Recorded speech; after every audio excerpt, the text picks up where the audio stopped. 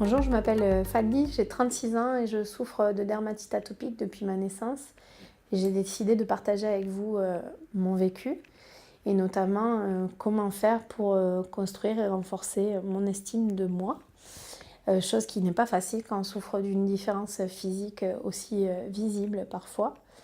Euh, dans mon enfance, j'avais pas tellement conscience du regard que me portaient les autres. En fait, j'étais dans ma bande de copains. J'avais des fois des petites réflexions, mais je pense que j'étais dans un milieu assez compréhensif et du coup, j'ai pas tellement souffert à l'école primaire. Comme je disais dans la vidéo sur le regard de soi, c'est plutôt au collège que les ennuis ont commencé. Et c'est à partir de là que j'ai commencé à me construire une personnalité et à essayer de changer de regard sur moi et à accepter en fait ma situation parce que la réalité quand on souffre d'une maladie chronique, c'est qu'on est dans le déni face à elle en fait. On a envie d'être tout, de se définir par tout sauf par cette maladie en fait, qu'on ne voudrait pas qu'il fasse partie de nous. Mais la réalité, c'est que ça fait partie de nous. Et tant qu'on est dans cette lutte incessante de je ne veux pas ça, ouais, on l'a. Donc moi, il y a un moment, en fait, dans l'adolescence où j'ai eu cette prise de conscience. Je sais pas trop comment, mais je me suis juste dit, j'ai pas le choix que de l'accepter. S'il me manquait un bras ou une jambe, ça serait exactement pareil. Ça serait comme ça, et puis c'est tout.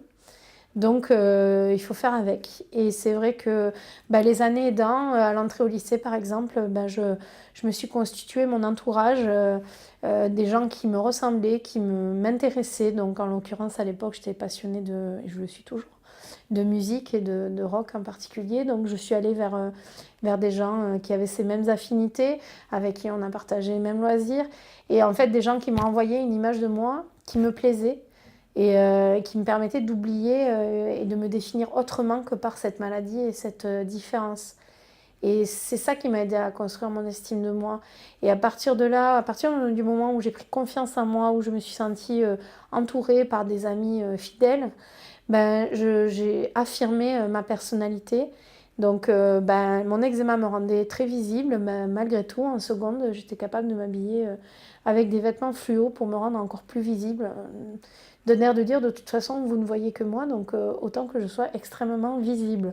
Donc voilà, c'était aussi mon côté rebelle qui avait besoin de s'exprimer. Mais petit à petit, l'appropriation d'un look, l'affirmation de sa personnalité par les tenues vestimentaires, par la manière de parler, par la personnalité qu'on renvoie aux gens, en fait, fait oublier la maladie. Au bout d'un moment, moi je préfère que les gens se rappellent de mon sourire, de mon rire tonitruant ou du bruit que je faisais ou de la place que je prenais quand j'entrais quelque part, plutôt que de ma peau. Après, la question de la peau arrivait toujours, mais au moins j'étais suffisamment solide pour y répondre.